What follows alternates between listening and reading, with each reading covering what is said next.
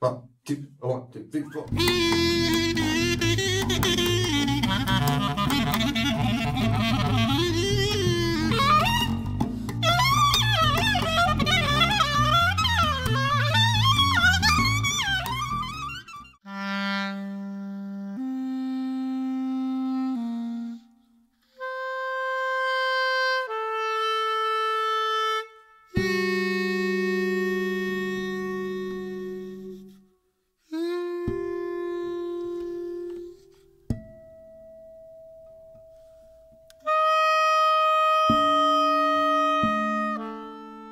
Then you played with Tom Waits. Didn't you do a Tom Waits album? Yeah, that was pretty interesting too. Like first there was this long telephone interview with his wife, Kathleen Brennan, I think it is, right? And one of her big concerns was, it was like, well, you know that Tom is like not a university trained musician. So she wanted to protect him from trained musicians snickering at his way of working, right? As though we would do that, making fun of him, so there's this long discussion, and it was a pretty interesting conversation. And she explained what the project was, and then we got out there. He had me and then this other saxophone. We were playing two saxophones at once. He had this idea, this really raw kind of sound. And he would like sing you like and I did my best to do that. And we tried some different things, and he would be like, that's not working. No, it's my fault. It's my fault. And he was very self-deprecating, and I really enjoyed working with him too. He was just such a such a musical guy. Yeah. And he would, and every take he would sing. It wasn't like they already had the tracks done. Every take was the full band. And so he was singing every single take. And every take was great. And for you studio engineers, what he would do is his mic went through a boombox to get that kind of distortion. Yeah. And then to the interesting console. So you got Tom Waits, you played with Braxton. How did you start on the saxophone? How did this all come about? And I also know you as a wonderful, original, unique, and incredibly talented composer.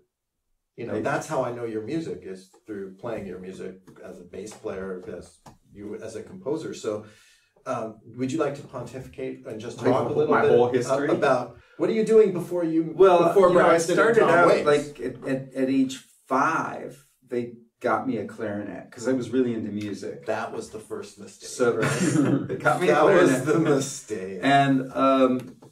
And the clarinet was a bit of a struggle. But I played clarinet, and then in 4th grade, I switched to saxophone. And I was just playing in the school, and I was taking lessons. I wouldn't practice. I took lessons through like 7th grade, and finally my teacher just said, you know, you're not practicing, so there's no point in you taking lessons. And that was it. I mean, that was my last lesson. So then, wait, how old were you? From there, 7th grade, so it would have been like 12 or something. So it was over. Formal was over. Formal training ended. It was over. They're like, you're not serious. Get out. Right. You're not serious. Then, got it. Then they were right. I wasn't. So, you know, I didn't really, it wasn't like, I loved music, but I hadn't yet found music that I really was fully in love with.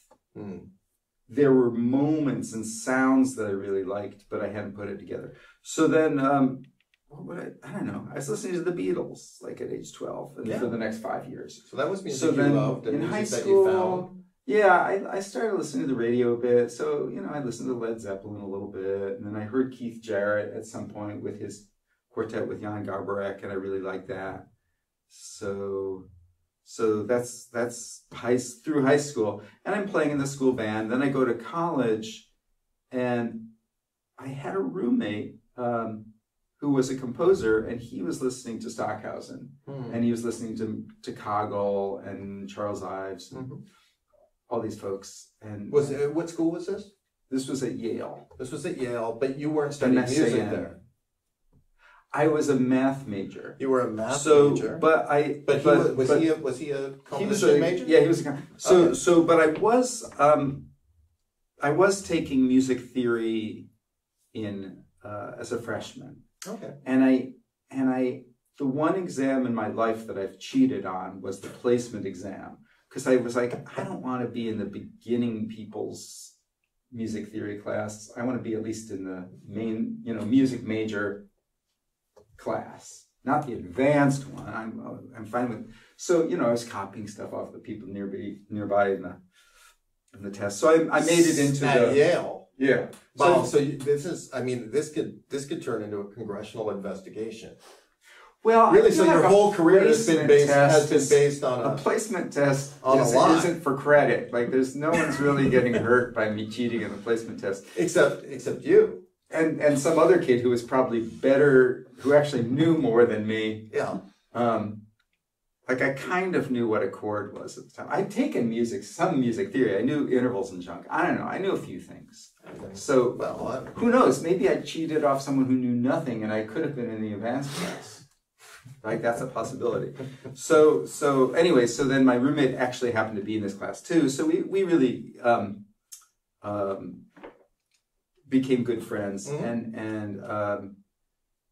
he would just kind of force me to listen to this stuff, and he just play it over and over. That's all he did, was sit around listening to. He was into just classical music, and I still had a foot in jazz, and I ended up in the Yale Jazz Band, where we played, they played music by Leo Smith, Wadada Leo Smith, Mark Helias, Jerry Hemingway, that's pretty advanced. Anthony Davis. Pretty advanced all these stuff. people were in New Haven at the time. So we played some of their music, and then I went to the Creative Music Studios, where Roscoe Mitchell and the Art Ensemble members were leading the summer sessions. So I got to study with all these guys. Nice. And that's where I first worked with Braxton. Well, I was going to find some sort of middle ground between composition, and I did love, like, how the European musicians had these formal schemes all the time. And on the one hand, and then on the other hand, you had Leo Smith saying, okay, so like if you have a note that has two flags on it, that means you could replace that note by any two notes of your choice, or by two phrases of your choice. And well, that would mean that, like, by a single note, I could come up with a whole piece by itself. Yes, you could. And for people who are maybe watching, like the 10% of the people who are interested, Wadada Leo Smith is absolutely fascinating, and I think he won major and massive awards now in jazz, but he's a really fascinating and interesting character because, as you know, he wasn't formally trained, and so he actually developed his own system of notation. Right. So he didn't learn Western notation. Right. Until much later, he saw it. He just wanted to make music and came up with his own systems of notation, and that's fascinating. It's awesome. It's totally fascinating. Yeah. And he wrote many pieces for large ensemble, which, as far as I know, have never been recorded. Yeah. Anyway, so I was exposed to that, and I took something from that, and it took me a long time, and I was really into Sun Ra.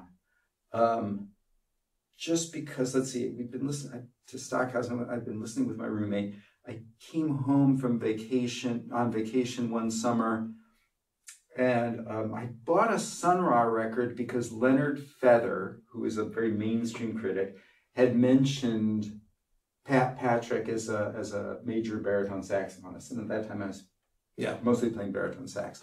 Yeah. So I was like, okay, I got to hear this guy Pat Patrick. So I bought the Magic City and I listened to it, and to this day it remains the only album I've thrown across the room. And it survived. Fortunately, it survived. It survived. So after a semester, they don't make vinyl like they used to. No, I know. It used to be super thick. Like you could just toss that stuff. Yeah. So after a semester of listening to Stockhausen, you put on the Magic City, and it's like, whoa, this is really great. What was I doing? And, you know, so then from then on, Sun Ra was my main guy. Right. And that happens to be really one of his great recordings from Claim. The Claim was 1960, but I think it's been established to be 65. Yeah. Anyway. So you're at Yale. Yeah. I like that so far. We've gotten Braxton, Tom Waits, you know, and Sun Ra, all mixed. Right. So Braxton and Tom Waits are a little bit more recent. Like no, I know. But you're at Yale, and now you decide. What brought you to Mills to study with Braxton? I mean, part of the reason I wanted to come out to the Bay Area was Mills, and part of the reason was there's an album by Henry Kaiser that has Henry Kuntz on it, and he was just making these crazy little sounds on the saxophone, and I thought, okay, I want to be where people are making crazy little sounds on the saxophone. And Rova was out here. I taught their first couple of records. Yep. And so it's like, okay, I want to be in the Bay Area where those guys are. Right. So then I came out here. Now, by the time I'm here, Braxton's teaching at Mills. So it's like, Is that part of how you got accepted? Was because you had already studied with him a little bit? I think everyone gets accepted. Really? Really? I don't know if people being turned away from Mills. Oh. I'm not sure. I could be wrong. I mean, it doesn't really exist anymore, so everyone gets turned away. But at that time, I don't know. Since they closed. I mean, there were people who really knew nothing about music in that program. Oh, okay. Like they were mostly visual artists who had this sort of vague idea. Maybe I could be wrong. They might have known more about computer music. We were talking about. Since Pauline Aleveros was there my first semester, so I got to stay with her too. And it's surprising that you wouldn't think this would come out of Pauline Aleveros. Right. She said, "You should always know what your time is worth in dollars." You know, like okay. Like if someone offers you a gig and they're going to pay you $50, but then you've got to drive out there and drive back, and it's like, know what your time is worth. And you're not going to take that gig if it's like some music you're not interested in, right? So, I mean, it's something it's a very simple equation. Just calculate what, my time is worth $50 an hour. That's what I decided it was worth at that time. And I wouldn't do something that wasn't interesting. If something was interesting, it didn't matter. Right. But if something wasn't interesting, it had to pay $50 an hour.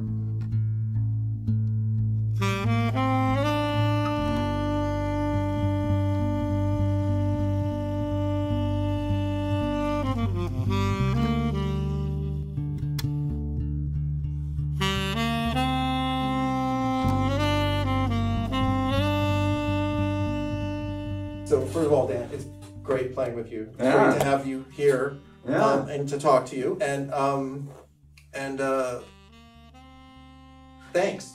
Thank you. Hopefully this is just the first of many occasions where we get together and play and eat and talk. Yeah, we should have one of those shows like old men in hats talking about music. Isn't that like you've got the Fishing with John, and you've got like comedians in cars having coffee, and we could just be like musicians in hats just talking about shit. Yeah. I mean, basically, we're not really we're not eating, we're not doing anything. No. We're just talking about shit. Yeah, wasting everyone's time. Yeah. Musicians in hats wasting everyone's time. I like that. I think that's a solid, I'm down with that.